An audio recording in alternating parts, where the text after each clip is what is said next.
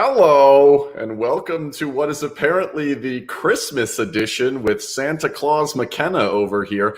At first, I actually thought that the snowflakes on your is that a vest? Is that a vest we're wearing? Yeah, it's a vest. And I'm assuming that's like a onesie. Yeah, you're getting. I'm not sure about that view right there. But yeah, is this like a onesie that we have on underneath it? Is that what's happening? No, this is just a nice It's just a turtleneck. snowman turtleneck. I Gotcha. picked it up at Goodwill in Peoria, Illinois, in 2012. That's a nice place. That's a good place. And I gotta tell you, that was before this whole ugly sweater thing took off. So yeah, and then you have those stars on there. I originally I thought like maybe you had gone full Golden Knights here, and I thought maybe they were like VGK stars, the Sword Star, but I think they're just snowflakes. I believe so, but kind of looking at this, I've never really examined it. This is kind of like my B level. I have one that was actually a homemade sweater vest, apparently. Probably the B level. Like what's that? Well, it's kind of like my B game. I've got another one that's really nice, but I think I might even be able to get like little tassels really on here if I want. To this show, Jesus. Yeah, it's pretty cool, man. I don't know. Yes, it is. It's the festive episode. Festive, but not foolish. I have none of the. I actually was looking. This is the only thing I could find that was Christmassy in my house. I found this. You were committed to the cause, my man. And I'm assuming they probably wanted me to put it on a tree. I have lived in Vegas now 8 years. We had a tree up once, and it was terrible. It was a fake tree. It still lives out there, and it's. I will never be putting it up because it's too much work, and Rupert hates it. Yeah. Well, Rupert is my. I tell you what, producer Wigliff, he's fine with the tree. He can live with it. Okay, so how do you want to start this? You want to talk about the 8 wins, or do you want to talk about the loss last night? Well, let's go. Let's put a little cheer into this before we talk about last night. I mean, dude, like straight up, this team has done really well through some adversity. It's December. They always do well. It's December. That's what happens in December. Yeah. I mean, fans are pretty lucky in Vegas. You know what I mean? Like you've seen a pretty damn good team now for 5 seasons worth here. This is what we expect. Nonetheless, looking at that road trip, we looked at it and thought, 5 of 8 points would be pretty good if you could pull that off. And that game in Long Island was pretty emotional in a lot of ways. And I don't mean just the Robin Lehner aspect. That was a pretty vested game. It felt like it was a good game. Yeah, good speed. I thought it was. Man, I thought it was a great game. Yeah. I'm watching them go up and down the ice. I'm thinking, man, this is good stuff. And then it kind of broke open in the third a little bit. But the whole week leading up to it, like they go into Jersey and play well, and then a shootout win, and then a shootout. Like they're unstoppable in these extra inning games. In your like when you were playing, whether it was AHL or NHL, either way, like.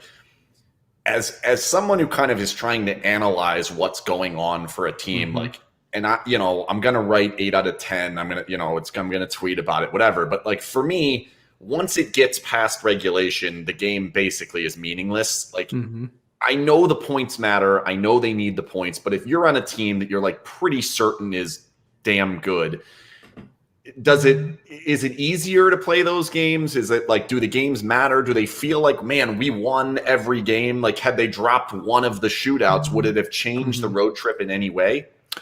You still have that same feeling. You want to win every game you can. And especially with shootouts, there's like a really empty feeling to losing those because you're just like, as a goalie, close. I would imagine but really for everybody else, I mean, like you're that close to gaining that extra point, and it's a skills comp.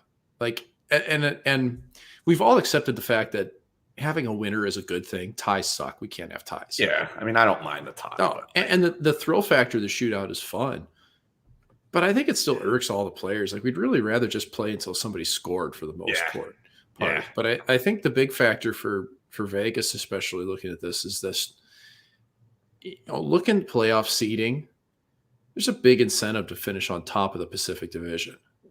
And when you're grabbing points, I think it matters, right? You want to be the top dog. And they go into that road trip and probably thought, I would imagine looking at the game in New York, they thought this is a game that maybe we'd have a little bit of trouble with because that's the first one or the second one. For the Rangers, I should say. Yeah, not Long Island. On Long Island. I'm sure we have people watching that would say that if they know that well, Long Island.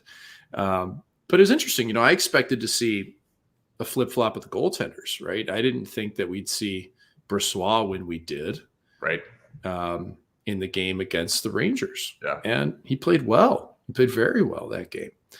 He got outplayed by Vasilevsky last night, but that's pretty much every goalie in the league, not named Shesterkin at this point. So, but he got a good game from him. And what I didn't expect, I thought he'd get that, we thought would be the easier game, which it was against the Devils. I mean, the Devils can't keep the puck out of the net. They were not good. They weren't great. No, and they took advantage of that team. But the Rangers is a big win, and there's a lot on the line there too. You're facing Gerard Gallant, and like even though he's your old coach and somebody you love to play for and everything, you don't want to drop that game. Like there's, I mean, Revo's on the other side. Like obviously, that's a team that knows, that is coached at least in a way that understands how Pete DeBoer wants to play. Right. That was kind of the part that I found very interesting in those two games against the New York teams. Not as much the first two. The Boston game to me is almost a throwaway because it's a schedule loss for them. It's just not a good situation for them. Golden Knights stuck it to them and then just kind of coasted to the end. I don't really take much from that game. New Jersey's not as good as Vegas. Get your points, get out of there. It's the two New York games that are interesting to me. And really the kind of the path in which both games took, which is Vegas is all over them early in the game. Second period, both times they come out, each team in both scenarios come out and basically take away the things the Golden Knights were doing in that first period. And you could see that adjustment from two coaches that are good coaches and know how to play against Pete DeBoer teams. You immediately saw them take that away. Yep. And to me, that was interesting to see, first of all, how quickly a team was able to do it, how the Golden Knights reacted, and then in both cases, they come back in the game, tie the game, and then they end up in overtime. What does it look like in 5-on-5 overtime against those teams? I don't know, but kind of what did you make of the similar arc of the two games, how we're starting to see teams have a little bit of a book on the Golden Knights, that type of idea of what happened in this road trip? Yeah, especially these two. I mean, Barry Trotz is somebody, head coach of the New York Islanders, He's who amazing. He's got the book on the Golden Knights. We know what he's done previously with the Washington Capitals when he was there. That's why I only have one Stanley Cup puck behind me instead of what would have been 4. So, like, the adjustments to make on the Golden Knights really aren't that tough, but they're not that tough to make on any team. I've said it endlessly. You take away the walls, you try to make them force middle, you pick off passes, go the other direction, blah, blah, blah, pack the middle. But when you find ways to kind of get past that and break through that stymie of the second period, that's important. And I said it the one night, I think it was last week. It was like, how nice was it to just see Shea Theodore score a goal? Got 2 in that game. Yeah. And this is what I mean. Like to me, like he may be plunking his teammates in the ass half the time, but like he's bombing away from the point again. Twice in the same shift. Yeah. I know. I'm trying to think of who his victims were. I think Amadio got one. Yes. It's like 2 dudes who weren't teammates at the start of the year. It's like, hey boys, here you go. Eat a puck real quick. But they were shot. They were hard shots too. Like brutal. Yeah. But like, see him score on the power play. And this time, hey, you're not going to give these trouble. These were bombs, right? But I was very surprised, though, in how, the Islanders pretty much gave up the middle ice on the PK against the Golden Knights, which has been rare. Most of the time, teams are trying to force the Golden Knights to the flanks. Cody's right. It was Howden, not Hutton. I get my H names. Yeah. So, so Howden eats one. Same concept. But so most teams have tried to force the Golden Knights to the outside. They don't let them go to the middle. They don't want to let that point shot get through. Well, Theodore found 2 of them on one-timers, which is pretty rare. Yeah. And that kind of surprised me because I thought that Trotz would have had that locked down. At least his players should have. And they were kind of passive against the Golden Knights. And I mean, some of it, like they probably did plan for that. And then you have a moment where it doesn't happen. Like I talk about this a lot of times with the Golden Knights penalty kill. Like they know exactly what they're supposed to do. They know the plan. And then sometimes it just doesn't happen. And sometimes it's a Riley Smith that doesn't do it. And you're like, that's weird. He knows better than that. It happens. Like, and it really reminds you just like how diligent you have to be. Like this is the reason why the Islanders aren't good this year. Yeah. Like they haven't been able to score, but they also haven't won games. I'm not sure I would say they're good. No, they are You not say good. they're not good. That's why I was trying to say this is why they are not good. Maybe we had a gotcha. latency issue there, but like they're struggling. Their details are missing in certain areas. Correct. Like they still play hard, but like I think it was Matt Martin at the top on the kill. I'm not 100% who it was offhand thinking about it, but it's like, dude, like you've got to skate, you got to get in position. And when you play against teams like that and you notice it, you really have to take that in as a team and realize, man, like it's a good thing that we play pretty hard, that we play disciplined and structured, because we could look like that team at the bad opportunities, at the bad times, because that game was, I mean, that was New York's to win, like coming the Islanders. I mean, Oh yeah. I mean, the offside call is massive. Yeah. I mean, he's offside by quarter of an inch or so, and I don't necessarily think there was an angle. Like I thought we were headed for like we can't actually see it, so therefore we can't call it. I think they were like, I think that's things offside, but they do this with the puck. If the puck crosses the line in the goalie's glove, like that's not a goal. We can't call it because we can't see it. Right. I thought that's where we were headed, and if that call stands, I think they lose the game. So that's certainly fortunate that they get that call back. They've been great on challenges all year. Yeah, I was pretty confident they were going to get that one, no problem. But like, the goal that happens at the start of the period, that I think it was Bellows' goal, shoots it pretty much right underneath Pietrangelo. Yeah, and I could hear. I listened to Robin afterwards, Leonard, and I'm thinking, yeah, I know exactly what you mean here, because he didn't really see the release from what I could tell, and he wasn't sure whether it was deflected or whether Bellows muffed it.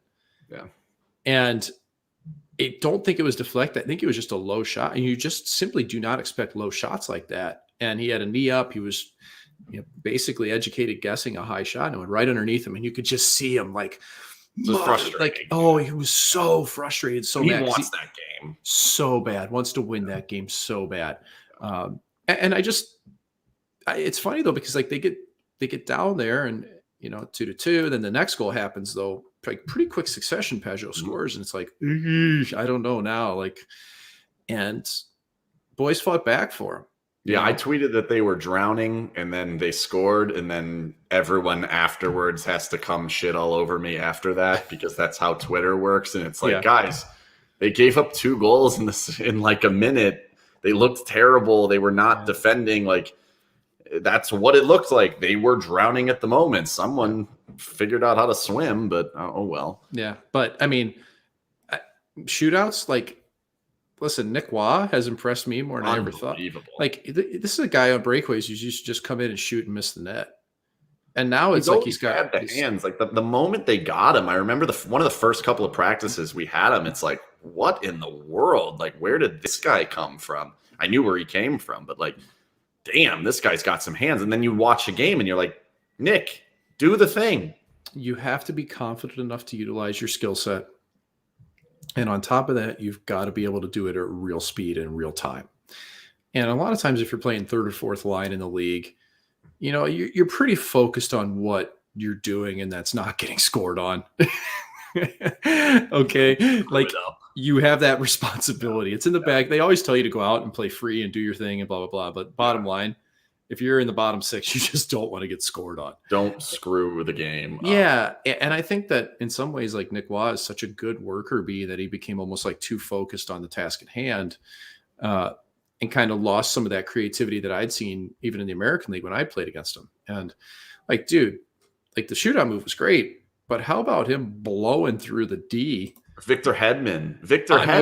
Dude, blew up Hedman. I'll be honest. I think if there's ever been a Vegas flu situation, I'm assuming Victor Hedman had it. I've never seen him look that bad in the game. The dude fell down like 4 times. Now, Nick Waugh forced him to fall down. I do, though, feel a little bit bad for Nick Waugh, because after the game, Shea Theodore said, basically they've been telling him like, hey, yeah, but you need to do this in a game at some point. When it counts. And then he did it, and they're like, and now that's what we expect from you. And I'm like, whoa, wait a minute.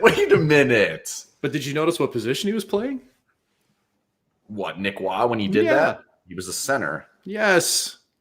I'll never stop beating this drum. He is so much better at center. The ice, and he took that pass in the neutral zone with speed and knew he had an opportunity and went for it. Yes. So you've got to give your players the strength to do what they're best at. He is best as a centerman, period. And I'll never stop beating that drum, because I think he's a quality centerman.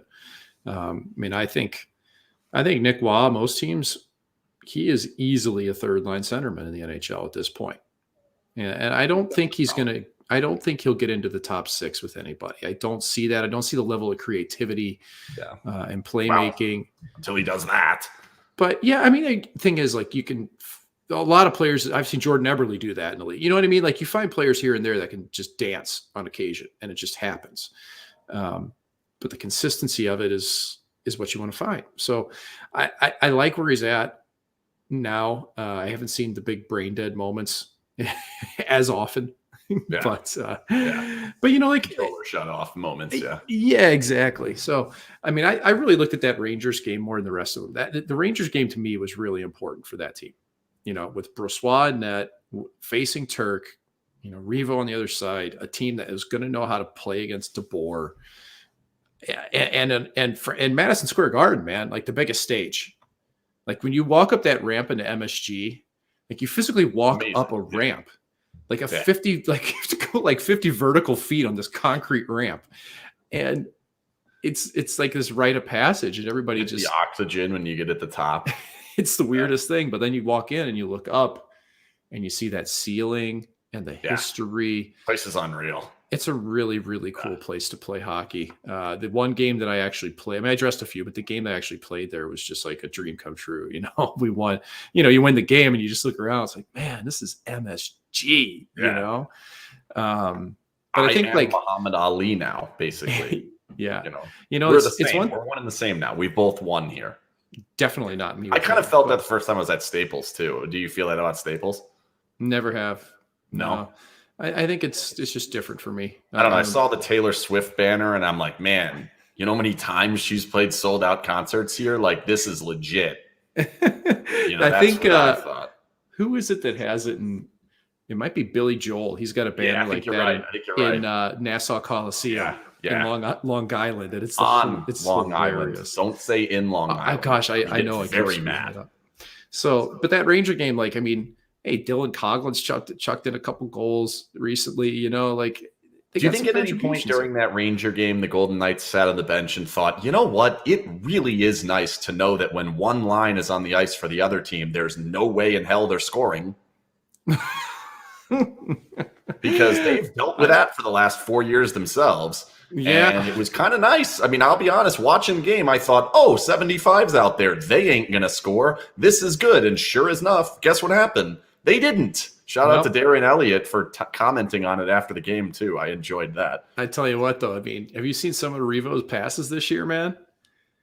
He was feeling the flow early in the year. Revo was feeling the flow. You know how low the bar is when, like, you make one good cross-ice pass and, like, the GIFs blow up my timeline? Like, that, you're not good.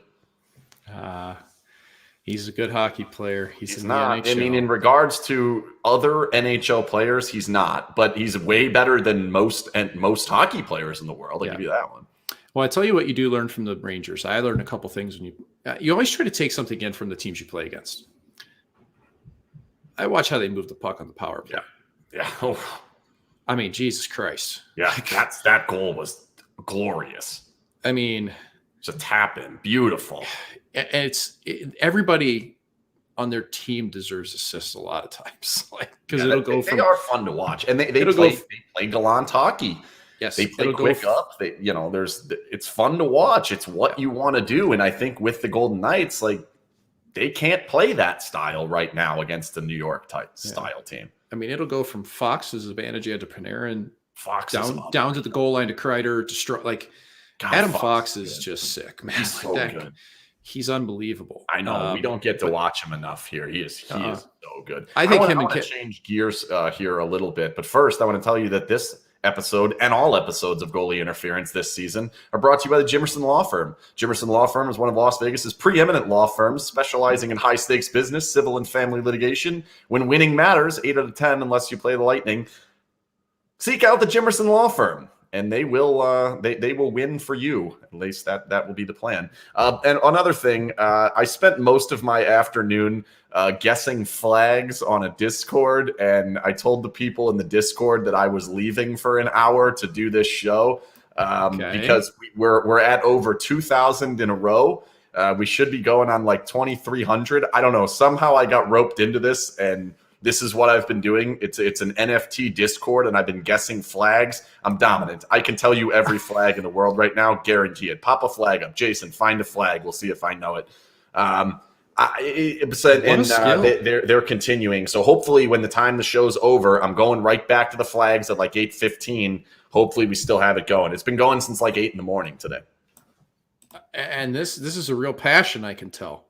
Well, I mean, it's one of those things where I've spent way too much time on it, and like I'm in pretty deep there. That is Thailand. That is either Morocco, Poland, or Indonesia. It's hard to say. That one is Norway. That one there, I think it's Israel, but it might be Guatemala. It's hard to tell. They're little ones there. So yeah, shout out to the flag people on the Metroverse Discord. I got to tell you, I would have never expected Israel and Guatemala have similar flags. That one's Zimbabwe. Okay. This is one of the more interesting things. That one might be Pakistan. It might be Algeria or Tunisia. It's tough to say. Clearly, this one's Brazil. Come on. Okay, so let's get back to some other things I want to talk about, which is the inability to defend that I'm still concerned about, to be completely honest. Like, this is the reigning Jennings Trophy team. Like, this team has the ability, and we know can defend at a level that is elite. Why aren't they? Well, because they doubled down on being so aggressive and deciding that we are going to send our defensemen on absolutely everything. But it's not just that. Like, I look at that Pierre-Edouard Bellemare goal from last night, where he's just absolutely wide open in the slot. And I think, guys, hello. There's 3 guys puck watching. And part of that is Miranov's out there. And I don't think he should be out there because he doesn't have enough time to understand what's going on. But yes, he is out there. And that's not his responsibility in the high slot. And that's where it is to chase the puck behind the goal. That's his guy behind the goal. But the guy in the high slot, the guy who scored the goal, didn't have a body on him. I'll give you that. And that's a huge problem. Okay. And I think in my eyes that there's still a certain level of communication that's not there for the Golden Knights. And these are the types of things that I have to take my eyes and try to visualize myself on the ice and understanding why things are happening. I can't quantify these things with anything statistically. But when I watch them, there are times when I think the communication gets jumbled, and the way they play man-on-man in their zone is very demanding. And you have to communicate. Like, you absolutely have to talk to one another, or else it falls apart. Like, it's way too easy to double cover. It's easy to leave people alone because you get your head swirling. And on a team like Tampa Bay that can cycle the puck so well, even their fourth line, man, like Corey Perry's he's playing third line minutes right now, but he's out there for that shift with Bellemare. Like, this is their third line now. Because this is not elite players we're talking about at this point. They're not the top of the top. No, okay. This isn't Stamkos. This isn't Cirelli. Right. This should not happen. No. So that really concerned me. And, I think you look at like the Stamkos goal, whatever, power play. I mean, that one, like, what are you going to do? And that it is what it is. But it's like, it's every single night. It's 4 goals, 3 goals, 3 goals, 4 goals. Like, they've scored 3 goals in, I think it's like 11 or 12 games in a row. And they've lost some of these like that. Right. Why? The old team, last year's team, never loses if they score 3. Like, literally never. Well, it's easy to say personnel. I mean, but they have changed some things up. They have tried to be even more aggressive, but you're still missing guys. Like, I think it's system more so. And to answer Ricardo's question, I'll answer it first. I'll see if you disagree. I think obviously Martinez will be better than some of the players they've had in there. Certainly better than what they dealt with last night. They're without Pietrangelo and Haig in that game, so I think they're certainly going to be better. But to me, he played a good majority of the games at the beginning of the season, and they were a mess defensively. I think when he comes back, they are still going to experience some of the issues that they have experienced in the past. And I don't think he's going to make a massive difference. I think it'll matter, but they're not going to go from 3.5 a game to Jennings Trophy. No. And I think, boy, I mean, we haven't even really had much of a feeling of what's going on with Martinez. It was just a cut. Like I'm Well, kind it's of, basically a concussion. Is they won't? I I mean, guess. for some reason, DeBoer doesn't say the word concussion. Yeah. It's like one of the 7 words that he won't say. Sloth and gluttony and everything. But I I mean, don't I know. think that when you're missing somebody like Martinez who does communicate so well, who is a regular, and then man, when Stone left the game, it just changed the whole dynamic too. You've got a great communicator in Stone. Like he's really good at directing traffic. And it's not just always on the ice. I mean, this is on the bench, keeping your guys engaged, making sure that they understand like what you need out of the next shift. That's a really important aspect of having your captain in the lineup and on the bench. And it felt like that game changed drastically when he wasn't in it. No doubt. You know? By the way, I want to clear something up here on the Martinez situation. We believe it was gum. I'm not sure if you remember the hit itself, Mike. He took the skate to the face, and it appeared something spit out of his mouth. We believe it's gum, not his tooth. Apparently, he does chew gum the entirety of when he plays. No one found a tooth on the ice. I've spoken to the ice crew about it, so they believe it was gum. Okay, good. Well, I mean, teeth are replaceable. Unfortunately, that's I think that's like if it's a tooth and now you have a concussion and you're getting dental work and your face is jacked up, it's just one less thing, which is not for Forrest Gump. Yeah. So no, I still think like I'm in the same boat as you here, Ken. I think the system is inherently very aggressive.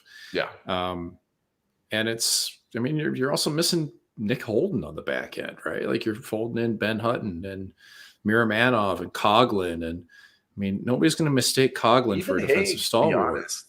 Haig's playing first line minutes. I don't think Haig is quite at that level at this point. Petrangelo's dragging him along. Petro's carried him 100%. It's guys being placed in positions higher than they are supposed to be. Hutton's supposed to be 7. Coughlin's supposed to be 7. Haig is supposed to be 5. White Cloud is probably supposed to be 5 or 6, and they're playing up the lineup. I don't know that getting everybody back is going to help you. Plus, Pietrangelo and Theodore are trying to be the massive part of the offense, and that leads to issues going the other way. They had a 2-on-1 because Theodore pinched in too far yesterday.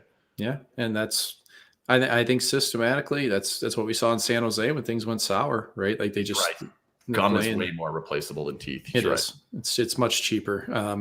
And just, a little factor. If you ever go to a dentist and you think you need a filling and they want to sell you a crown, get a new dentist. My dad's a dentist. There's a lot of sharks out there. My dad drives a Dodge instead of a Benz because he hasn't ripped people off his whole life. So that's a whole other different. Well, he probably should have ripped a few people off and gotten the Benz. Well, that's he's not a selfish at least human being. like you gotta you pick your spots. The guy who comes in and yapping all mean, the anti-dentite, like take care of him. Take advantage of that gentleman. Yeah. Well, I think let's if we flip back to this game against Tampa last night, because we really haven't dug in on it, and you know what, we might as well, because these are two Titans going against one another. Missing. I mean, at one point in the second period, they're missing 5 of the top 20 players in the league. Yes. That's insane to think about, by the way. Tampa Bay Lightning could win a Stanley Cup. I can't believe this, but they could win a Stanley Cup without Kucherov. Yeah, they did it without Stamkos. They did. Gold Knights can't win a Stanley Cup without Mark Stone. Nope. They could do it without Jack Eichel. They could. They could have lashed. I mean, they still could have won it the last couple of years. Like a couple things go different ways. They could have. But that concerns me about the team. And I'm at the point, Ken, where I'm starting to be kind of concerned about Mark Stone's long-term health, and that body, man, gets beat up. It's literally the worst thing to have injured is your back. And that really concerns me. Yeah. And because if he's not there come playoff time, man, like I don't have him. I don't have much hope, period. Also like he drives everything. Handy. So I'm worried about that. There's a real chance that like come March 11th, they're like, you know what? Mark Stone's back is jacked up for, I don't know, 5.5 weeks. Yeah. Like exactly the amount they want. And there's your 9.5 and you don't have to deal with it. And then he can jump right back in. Like, I think that might come in handy. It could. I mean, but then again, this is your captain, man. Like, and this is, we see how different this team looks without him. Yep. And I don't know if you want to play that game. I would agree with you. I think that they may have to play that game. I don't think they have to, because they didn't have to do what they did in the first place. And there's always other ways, but they may choose that to be the path of least resistance. Could be. I mean, like, he was having a sick game. Like, I mean, the pass to hat trick, yeah. Oh, you know, he was like almost certainly going to get a hat trick. They were dominating Stamkos, and who was playing center for Stamkos? Or no, he was Stamkos center, but Joseph was on one wing, and Matthew Joseph was with them, and they were killing them. Palat wasn't playing down. Yes, it was Palat. Palat was playing down the middle, and then the second line had Killer on it, and the rest of them. So, yeah, dude, like, just and Chiarelli. Such a Mark Stone pass, like, to get the puck over and get the line little and reach just out and like, yeah, my arms are longer than yours. Yeah, but then the pass back was brilliant. Yes. So I'm hopeful that Mark Stone's healthier than we think, because he's been pulled out of 2 games in short succession. And is he going to play? And like, this break will be good for him, even if it's 5 days. For sure. I think that's good for everybody. That kind of leads me into a topic I wanted to bring Jason in on. Let me switch the banner so we can actually get Jason and he's not hiding somewhere. And that's the Olympics. Do we like you there? I can't decide if we like you there or we like you down here. It's hard. I think I'm going to put you had. I don't know. It's every time we do this. By the way, I apologize for the F-bomb earlier. I don't think anyone heard it. If I'm not mistaken, I booted you before it ever happened. I believe it was just a kind of a groan. Which one did you actually pull up? Was it Morocco, Indonesia? It was Indonesia. Yeah. That's tough. They popped that up there, and I don't know if it's Poland, Morocco, or Indonesia. Poland's upside down. It's a tough one. But important in regards to the flag discussion is the Olympics and players not going. That leads to now oh, great. Yeah. They did hear the F-bomb. Okay, whatever. Son of a bee. First off, the break now, like, it's 5 days. It's supposed to only be 5 days. If I'm guessing, I'm thinking it's probably going to be more like a week, 2 weeks, because I don't think they're going to come in and test on the 26th, and no one's going to have COVID on the 26th after taking 5 days off. That seems ludicrous to me. So I'd imagine it's probably going to be a little bit longer.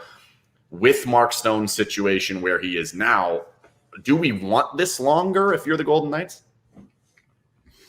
Tough to say, because we don't know what that injury is, but I don't think it would hurt. I mean, if you give somebody 7 to 10 days, it's a lot different than 3 to 4. I disagree with you, though, Ken. I think they're going to play hockey when they come back. Really? I think, I do. The game on the 27th at home. I think so. Unless they all decide that they're going to go to Whole Foods and have a big wine tasting out in the middle of the place with their masks off. Like, I think that they're going to be okay. Wouldn't shock me. You know, like, well, Vegas was one of the only teams that didn't have any positives for a long time. You know, like, we're just spread out. Yeah, but like, they didn't have any until Dodonov and Petrov, which was a miracle, because every team they played immediately went on COVID postponement the second after they played them. Like, yeah, so I think they're going to play. I think it's interesting to me because a lot of teams I think have really been running their goalies hot, thinking like, hey, they're going to get the Olympic break and we can kind of, let that and Leonard. Now Leonard's got a tweaked lower body, something, and he's been running hot. But I think they've done a good job of mixing Brossoit in lately. Recently, it's been better.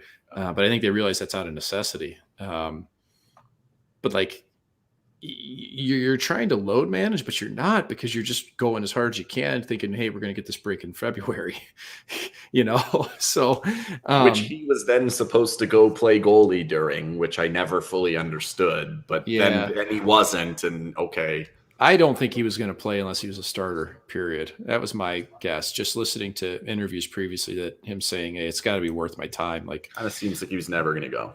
I don't think there was much appetite to go and back up and be away from, family and from your support structure and everything for the 3 weeks or whatever, if he wasn't going to play.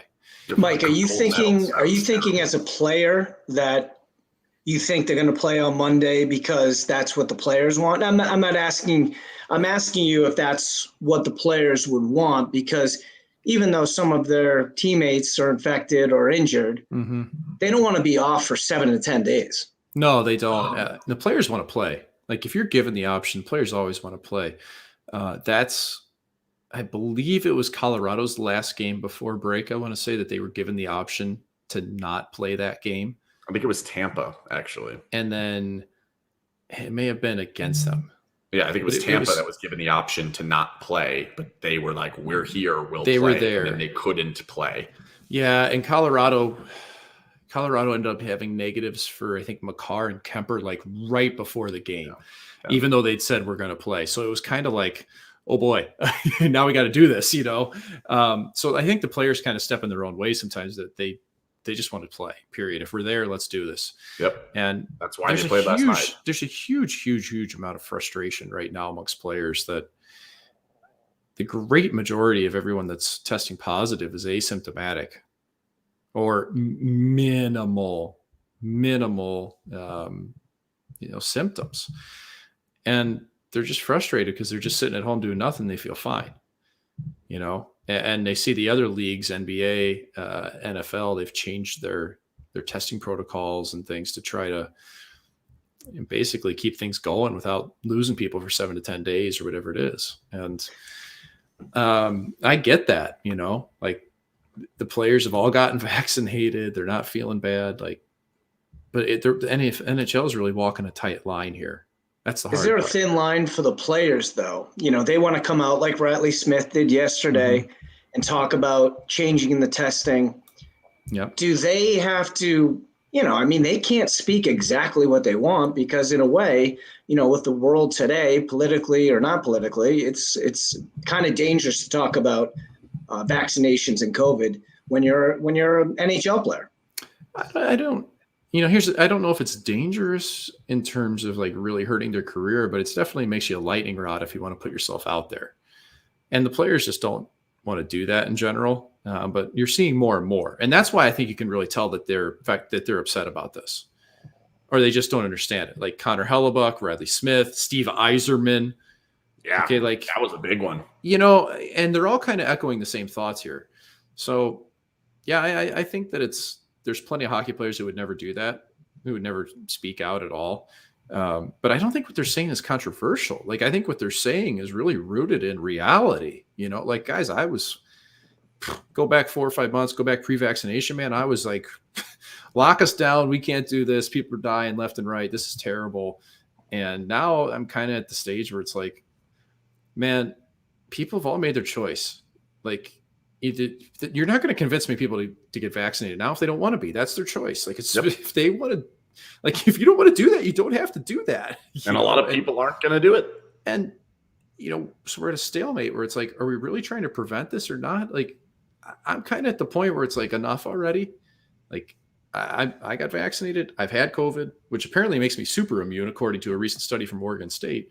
But like,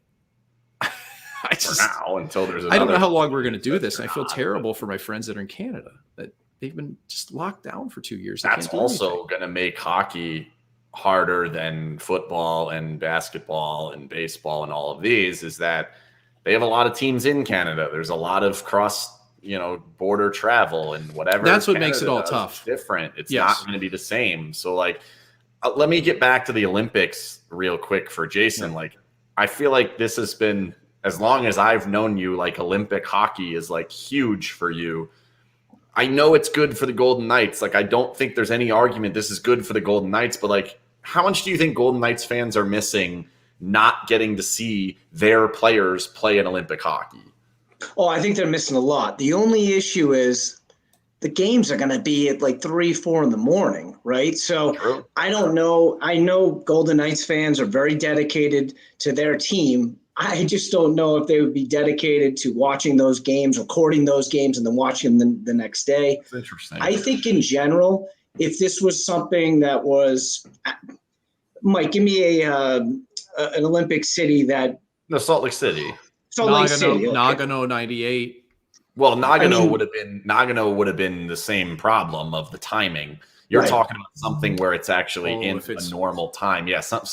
Vancouver, Salt Lake City, something like that. Yeah, those places would draw more American fans. And I think Golden Knights fans, I think because this is the first time around, we are missing something, right? But realistically now, as we pedal backwards and everything comes out the way it is now, I think Golden Knights fans are accepting it, and I am for sure. The only issue is, will anybody care, or will there even be a hockey tournament? Because if there's no pros in it, I know, but we saw last Olympics, it just wasn't the same. And I don't think fans from certain countries or whatever, I don't think they care enough when the pros aren't in there. Yeah, dude, that the 2018 Olympics was a joke. It was a sham for hockey. Like, have I told you that story that I could have gone and played for the U.S. team? Oh, really? Okay, so this is actually real. This is not like me joking here or anything. Like, in the summer before, this was 2017. I had a choice between signing an American Hockey League contract with a team that probably would have been a little bit more money than the bottom side of the two-way NHL contract that I ended up signing with the Dallas Stars. But I remember getting a call. I was on a honeymoon trip with my wife in Portland, Oregon, and I got a call from Jim Johansson, who was, rest in peace, Jim. He was one of the heads of USA Hockey, and said, "Hey, this is going to happen. We don't think we're going to get NHL players, and this is really going to happen. If you're not on an NHL contract, you are on our list. Like, you are going to be on the testing list." I don't know if I was going to be the starter. Who was the starter? I don't remember. Ryan Zapolsky. Okay. You ever heard of him? I hadn't heard of him. Put it that way. I know everybody, and I hadn't heard of him. We haven't heard of him since. Right. So, in other words, yeah, man, I could have been the guy for the U.S. team. And I looked at this moment, though, and I thought, I don't feel good about this Olympics. I frankly don't feel like I belong there. I know I'm not. Right? I know I'm not one of the best American goalies in the world. I'm fully aware. And honestly, I thought there was a really high risk of going over there and us getting our ass kicked and me getting embarrassed on a worldwide stage. And maybe it makes me a coward or something, but like, I didn't want to do that. I was 35 or 36. And I was like, man, I'm probably only like a year or two away from retiring. And I don't want to be the guy who's known as the trash U.S. goalie at the Olympics, despite the fact that our team was terrible and Russia brought over a big team or whatever it was going to be. I didn't believe in that tournament. And I think that's kind of what the U.S. fan looks at now. Like, they were on the fence. They watched that and they went, this sucks. Who are these guys? This year, nobody's going to watch these games. No. It's just it's gone. I mean, I'm going to watch Russia because obviously Vadim Shipachyov is a superstar, and I don't miss Vadim Shipachyov games. Yeah, but we just had but like, here's, it's a once in a lifetime opportunity.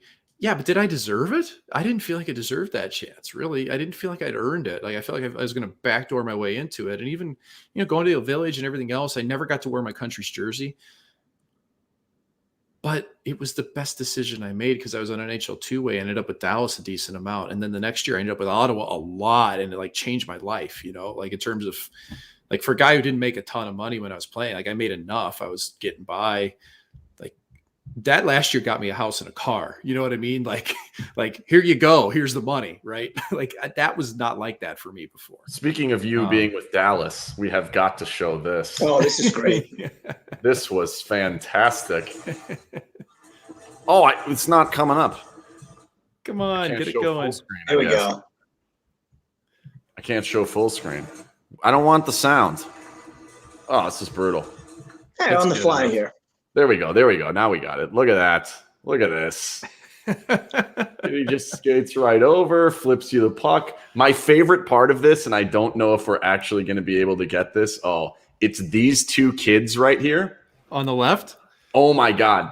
He skates over. So jealous.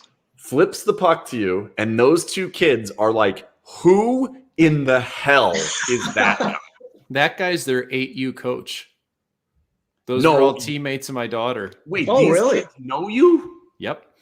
the whole line of kids right there. The girl on the right with the penguin mask with the headphones on, the two kids on the left. Zoom in further for that. Yep. So this was a lot of fun, guys. Like I was prepared for this one.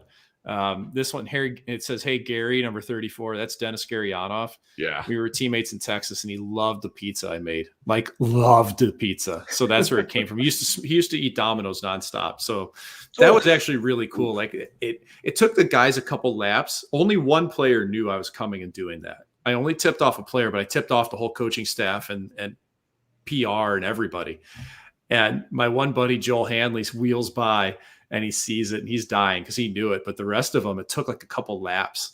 And like I made the sides and everything. I was just a big super fan. And like Radulov comes around and he like gives it the goofiest wave I've ever seen. And, Chubbs. Boy, does Jason have a Radulov story for you, but we'll save it for another day. Yeah. So I've gotten so far off the rails, but we had a comment that I wanted to highlight really quick, though, asking about, hey, let's bring back the World Cup. Oh, and yeah. Yeah, there was a lot of capital letters in that comment. I would love to see the World Cup. But here's the thing, Adam. You are much more of a hockey fan than the casual American. And the World Cup, as great as it is, as much as we all want to see it as fans of the game, and maybe the NHL can make a few bucks off it, the players, maybe they can do that. It doesn't resonate like the Olympics because it doesn't have that brand. It's not the Olympics. And I'm not saying this in a cautious way. I'm just saying that it's just different. I'd love to see a World Cup. It can't happen this year. Everybody I've talked to, all my sources, everyone says like, there's no chance it can happen in 2022. Maybe if you're lucky leading into 2023. And it doesn't sound like the Olympics are going to thing was pretty awesome. The Team North America, that would have been amazing if we could do that again. So maybe we do that. But it's before the season starts. And I mean, frankly, I don't want my team. I don't want any of my stars to play in that. I'm trying to win a cup. I don't want Mark Stone out there, chopping it up with Team Canada. Yeah. Well, that's fair. There's a lot of things that the owners don't want either. You're in the same boat as them. But I think like this was one that was good because we all got a few bucks off of it. Well, don't do this. Don't make it I got a paycheck. I got a paycheck for the players going and doing the World Cup, and I didn't even play in the thing, and that was great. Well, how much was that? I'm not telling you. No, I actually can't remember what the check was. I'm Googling it after the show. You could tell me. I can't remember if it was like $4 or $5 grand or something, but it was That's amazing. For somebody who was on a low-level contract, it was still something like, yeah. But Mike, isn't the World Cup almost like the All-Star game where the elite players, I don't feel like going. I'm working on my back, or I'm still trying to get prepared for the season. I mean, couldn't it turn into something like that where it doesn't really mean anything? If I had to kind of grade these things, I'd probably have World Cup. Well, I'd have Olympics highest. I'd have a World Cup right after, and then I'd have All-Star game, then World Championships. World Championships, when those go on, like those go on during playoffs. They're in May usually. World Championships, another thing I had to turn down because my daughter was born. That was another opportunity to wear the U.S. jersey, and I had to turn them down. You made the right decision. Yeah, my daughter was born right in the middle of the tournament. That would have been 2013. It would have been Ben Bishop and myself. Two St. Louisans would have been the goalies for the U.S. This says NHL team players paid their share of the World Cup hockey profits. Those who played got $86,000. Others got $10,000. Oh, there we go. Well, maybe it was only like $5. I think I'm thinking. Oh no! Wait a minute. Taxes took a huge bite. Some non-World Cup of hockey players netted around $5,000. So so a pretty good memory here for a guy like me. It's like a residual. Information. It is like a residual. I like how you were like, I'm not telling you, and I just Google it. Well, that's the thing. Like honestly, like I don't. You know what I find? I actually find that amazing. I do want to flip back to that Tampa game at some point here in a bit, but like I do find it amazing that there's people in this world that assume that I made like millions of dollars playing hockey because they have no clue how contracts work, two ways work. They don't know whatsoever, and it's like you can easily figure out how much money I made. You know what I mean? But it is not the $750 a year that some people think. It's like, no, dude, I was grinding in the American League for like Like I didn't make over 100 grand until I was like 30. I don't think most people realize like what it means to Daniil Miramanov to play that one game on that one day. It's like, that's $4 grand more. Yes. Yeah. Like I think it's $7 grand more actually. I can remember being in the ECHL, raking down $450 a week and realizing the NHL players are making $3 grand a day. Yeah. And that was like mind blowing. And then I made it to that level and it was just like, it's raining money. This is amazing. And that's why Scrooge McDuck. Yo, dude, like, and I put it all, like, I put it so much of away. Like I invested, whether like house and investments. Digital chickens, or is that? No, I started Bitcoin actually. Okay. That makes sense. I'm kidding. But like, but this is, it's life-changing money, man, right away. Like, and when I say that about my last year pro, like, and like I say, like people can look how much money I made my whole career. Realistically, like most years, probably, I don't know, somewhere between 150 or 200,000. That's pretty realistic for what I made, even with NHL call-ups and everything. But dude, that last year, I think I made like 450 or something. And like I said, man, that changed my life. That gave me a chance to walk away from the game completely debt-free with a house, and frankly allowed me to transition into broadcasting and doing something where I wasn't going to make much money in the first couple of years. Like 10 times as much because Saravalli has all the money. With Daily Face-Off there. Well, the Jimerson Law Firm as well. Well, I mean, and thank you to everybody. Yeah, but I'm telling you guys, like, I was miserable that last year. I was away from my family for 4 months. Like, I was absolute rock bottom, like bad shape. But it was like, first I signed that contract. I've got to live up to it. I'm a firm believer that when you sign up to do something, you see it through. But it was also like, man, I just can't turn down this money. Like, I don't know when I'm going to stop making this. This changes my kids' lives. This is seed money for them to go to college, and that's something awesome. That's why, like, for me, like, people are like, oh, he loves the game. And it was like, yeah, I do love the game, but I also loved that I had the chance to earn a big goddamn payday if I played well, and that was nice. But, well, it's even funnier when you take it a step further. I remember having a conversation with John Merrill and Brad Hunt about how much money, I forget who it was, playing baseball, right? It was Garrett Cole. Yeah. It was Garrett Cole. And they're sitting there, laughing about the amount that baseball players and NBA players make compared to what they make. Yeah, they're not unionized in minor league anything else. There's your reason. So it's kind of funny, I mean, just fans, we think a pro athlete is rich no matter what. Right. But in hockey, it's a little bit different. Yeah, and everybody's got a different reference point. They think of America's so baseball oriented. They think hockey players probably get $20 million signing bonuses or something. Right. I never had an entry level contract, so I didn't start out with $500,000 in the bank like some of the kids. Right. Like I had to claw for it all. But like, yeah, here's somebody pay scale for minor league baseball. Like, I have a friend of mine in St. Louis who's leading what they think may end up being a class action lawsuit against Major League Baseball for wage suppression, because minor league baseball players don't make minimum wage. They don't make anywhere close to minimum wage. It's an absolute finally sham. The pro teams are going to start picking up housing and food and it's stuff out of the like good that. of their heart. It's out of the good of their heart, though. It's not collectively bargained. Yeah. If you're not collectively bargained, you're screwed. That's power of unions. And I'll tell you what, and I know people take issue with unions in everyday life, with whether it's auto workers, whether it's widget makers, whatever.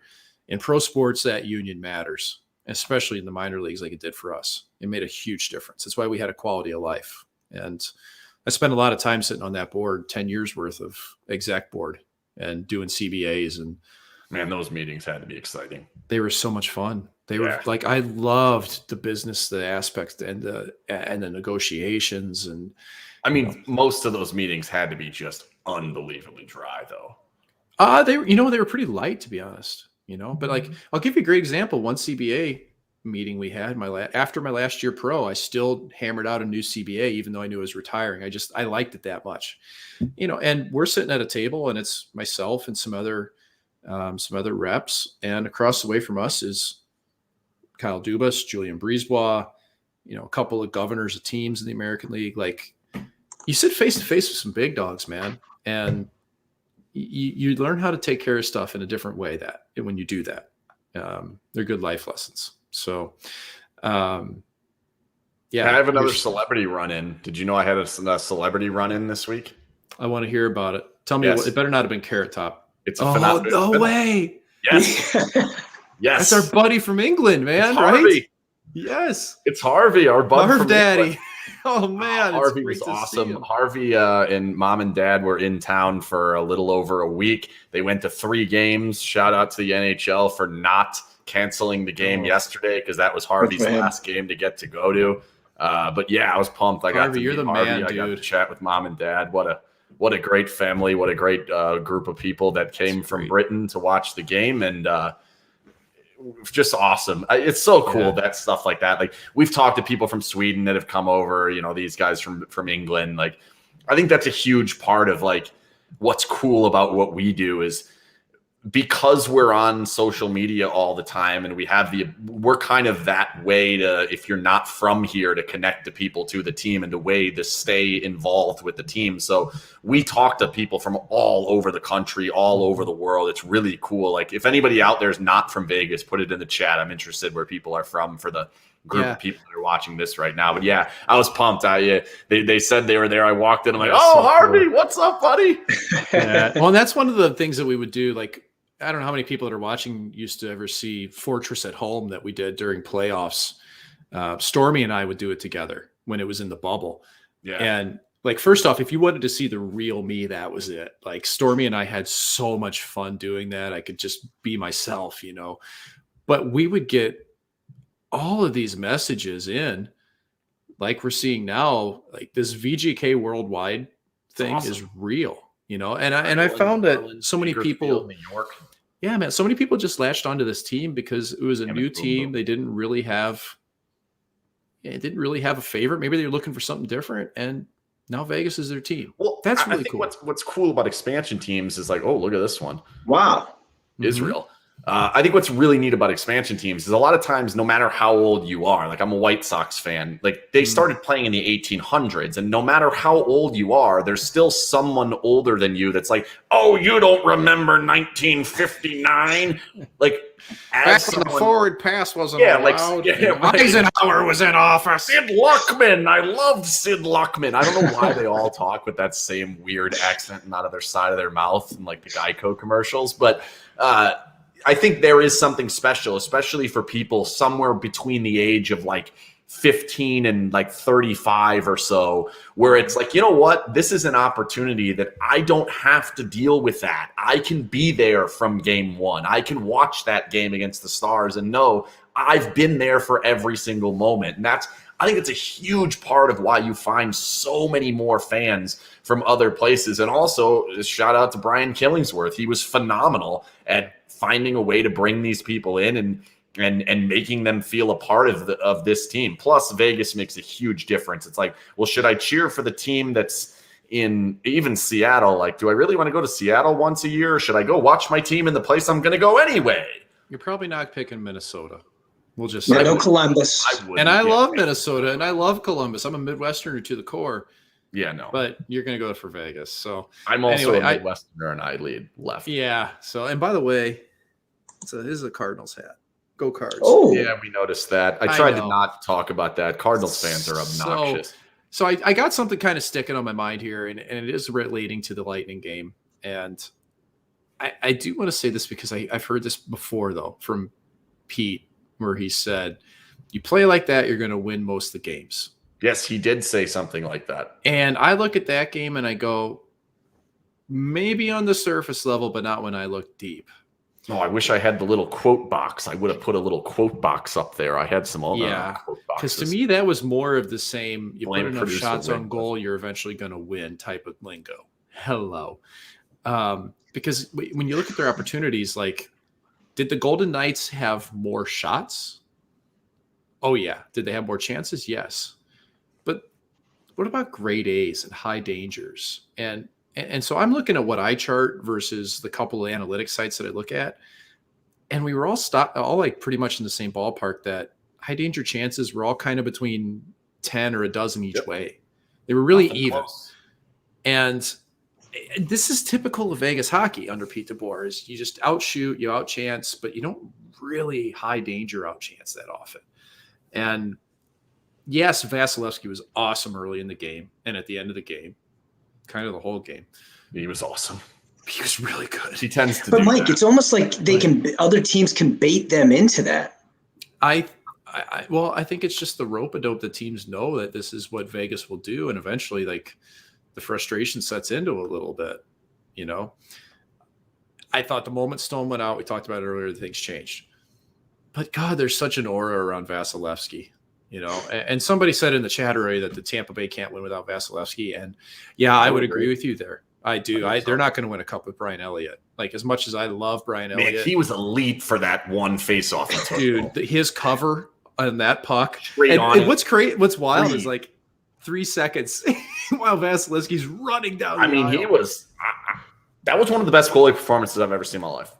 It was up there. I've had ones that rivaled it, but I do think though that, man, sometimes I feel like they need a reality check that you're not that good. Just because of the score. Didn't they have two of them?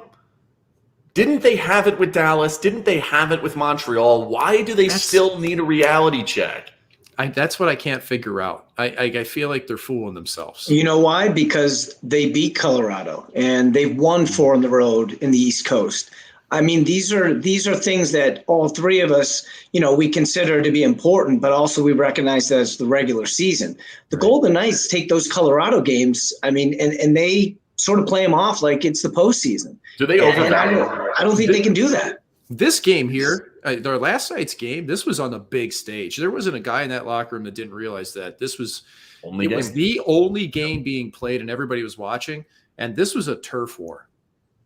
You got two teams that are probably supposed to be in the cup. People are joking around on Twitter. Hey, here's the cup final. Might as well award the cup. Players all know that. And yeah, but no Pietrangelo, doesn't matter. Doesn't matter. Michael, doesn't matter. In that locker room, it doesn't matter.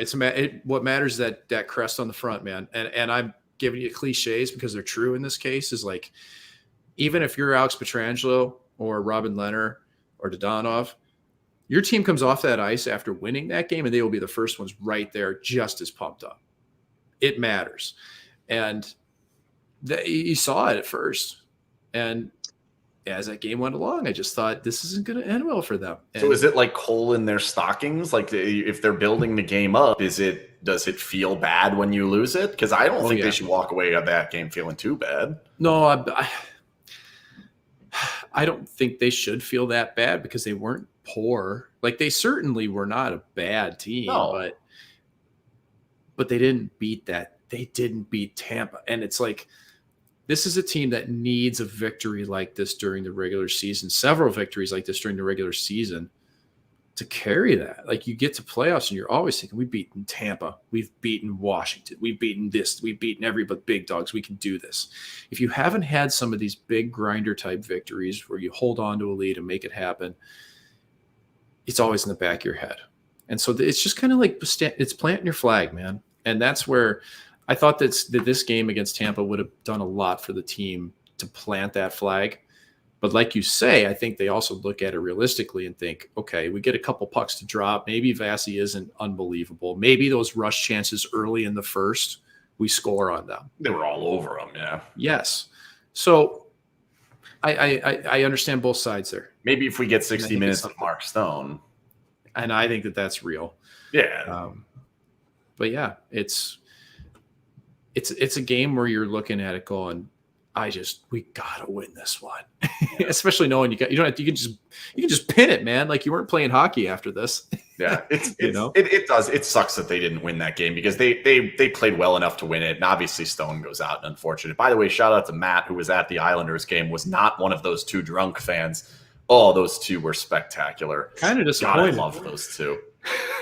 We have like 4 clips of them, and I've got them loaded up for the rest of the season. You're going to be seeing a lot of those too on my Twitter. God, those kids were absolutely great. Another question. I guess the question itself is, should the NHL do a teddy bear toss? Let me kind of phrase it a slightly different way. First of all, have you been involved in a game where there was a teddy bear toss, and have you been scored on when the teddy bears are tossed? Yeah, it's a bad feeling. Yeah.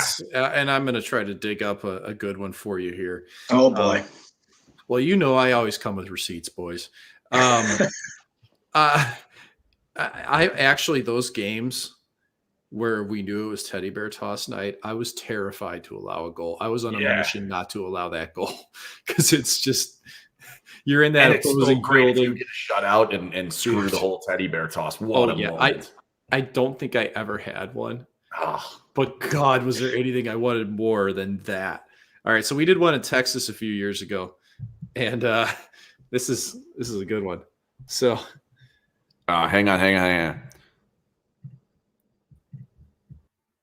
Look at this here. There you go. So we got a caterpillar on the ice. That was a good one. Oh, that's a. So we're out there just hauling these things around, and thankfully I was backing up for it. But we got, one more quick one here. We got some cute little pictures of it. Big smile. Yeah, that caterpillar is really something. That bear reminds me of the one that Zegras just got the shit scared out of him with. Oh, that was great. Those teddy bears and the caterpillar were lethal. But let me. I got to get into this for a second here, okay? You're not going to be anti-teddy bear toss, are you? Love the teddy bear. Okay, I was going to say. Donations. But the teddy bear toss, what kid wants a teddy bear that was thrown on the ice, dude snotting, spitting, blood? Who wants a teddy bear that was mixed on the ice like that? They do tend to encourage fans to put them in plastic bags. Okay. As you can imagine, that caterpillar would have needed a body bag. It was massive. That would have creeped me out if there was a body bag with a stuffed caterpillar in it. I would have been like, you know what? It kind of turns into this big pissing contest where it's like who can bring the most obnoxious teddy bear or stuffed animal, and that's what you see. Like somebody went to the store and saw this massive caterpillar and just thought, this is going on the ice. That would be me. Like I would bring in something 9 feet tall, 4 of us wheeling it in. Yeah, it's fun though. I don't think it's feasible at the NHL level because I've seen it happen in juniors. Calgary Hitmen are famous for it. I mean, you're talking like 10,000 stuffed animals on the ice. It takes forever to clean up. Yeah, it does. It's like a 3-hour game then. I mean, you could do it. You could do it like in an intermission. Doing it after the first goal is always going to be tough, but like you could do it after an intermission. Yeah, and it kind of works in the American Hockey League because you generally don't have any more than 8,000 or 9,000 people and tour spot.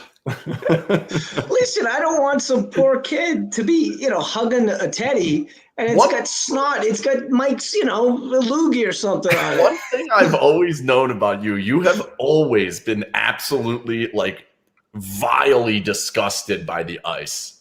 Oh, I mean, we see it. I mean, Ryan Getzlaf is the snot rocket king. They show him constantly 5 or 6 times go. And then you see how many times guys spit, how many times there's blood. And then really, what do they do, Mike? They just kind of scrape at it a little bit. Oh, yeah, get the scraper out. Dude, I'll tell you what's actually disgusting. The bench is disgusting. Like the where you step on your skates, it is an absolute quagmire of grossness. It's really bad. I mean, you just kind of do your thing. All right. So they Zamboni the ice. They take, all the snow. They melt it down. They put it in a glass. How much for you to take a swig? Oh my God. Well, Mike's last paycheck, I wouldn't take it for. I don't know, man. I ate a golf ball sized hunk of wasabi once for $60 in Houston. Oh.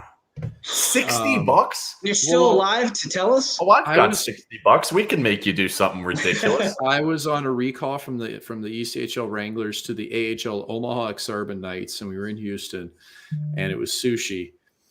And I think I had 3 or 4 rolls, and it was like $60. And it was like that was a lot of money for me back, then.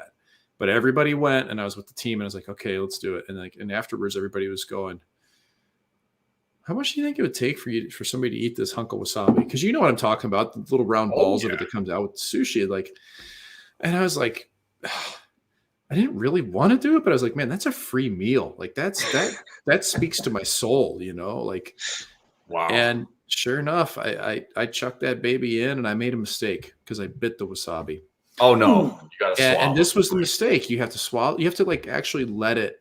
I learned that you needed to let it kind of melt on its own, in which it will do, but biting it was a terrible idea.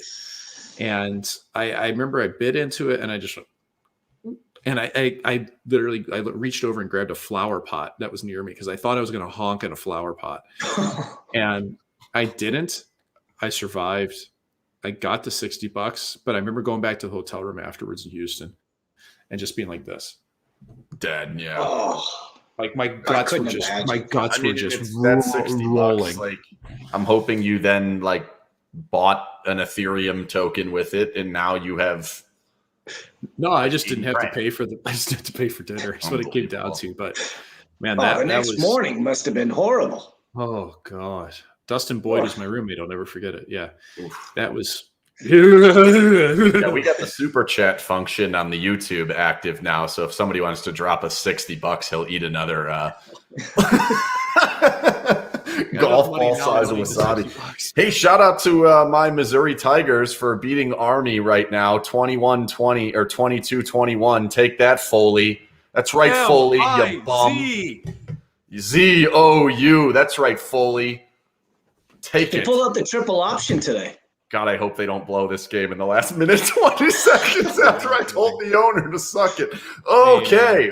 Mizzou game. All my buddies went to Mizzou. My mom went to Mizzou. I can guarantee if I hadn't chased hockey, I probably would have been there too. So what a great place. I was there for the what a great moment for the for me when I was there. They actually won things rather than whatever the hell this bowl game is.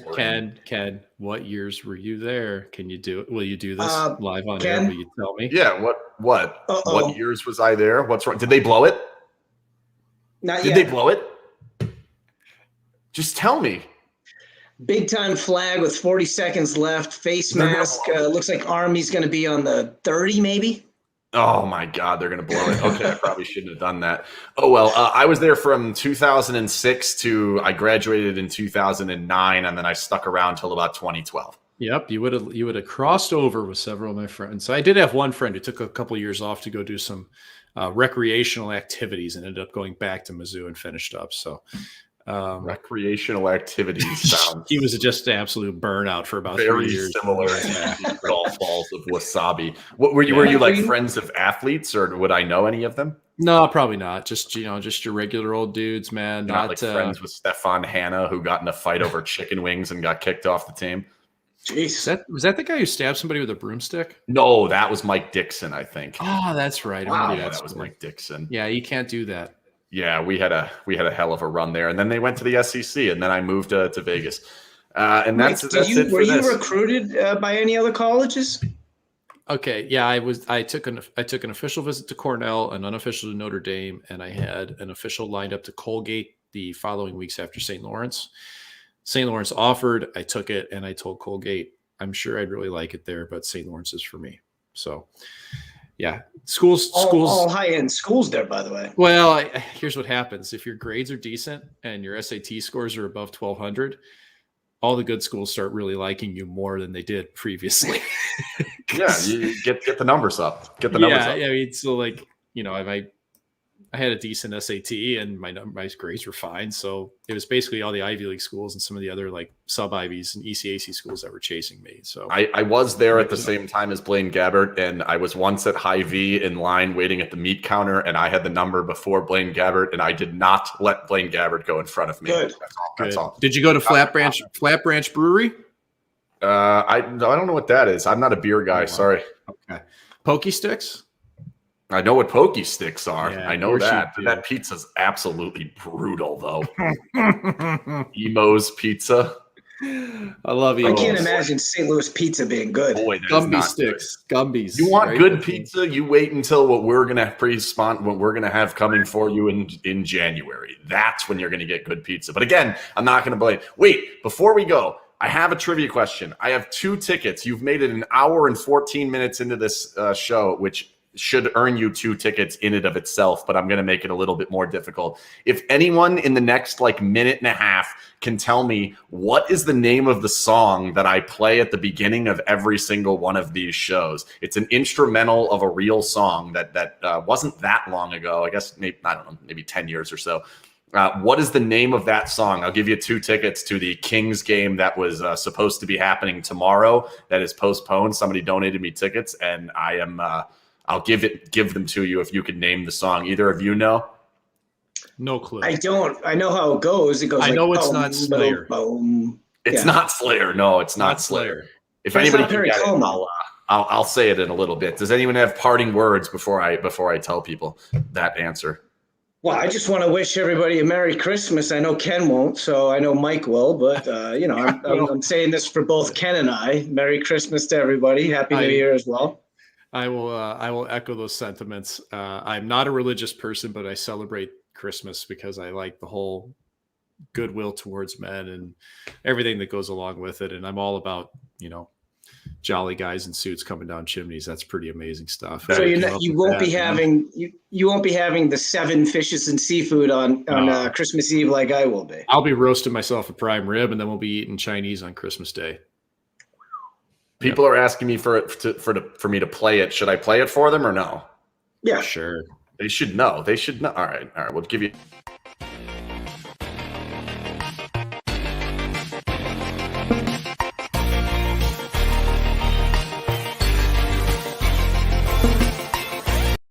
That's all you get. Uh-oh. Did he make it? But there's a flag. I just don't know if it's in Missouri. Check it out. Check it back. Stupid bowl games. There's nothing dumber than a bowl game. Oh my God, they won, didn't they? I'm so sorry, Foley. Oh my gosh. See, that's all it is. Foley's better than me. We've always known this. I think I told him to suck it earlier, and now who's sucking it? So, oh boy, okay. Unbelievable. So, congratulations, Bill. Go Tigers! You're unbelievable. I cannot believe it. Good night, everyone. Stupid football. Get back to hockey. Merry Christmas.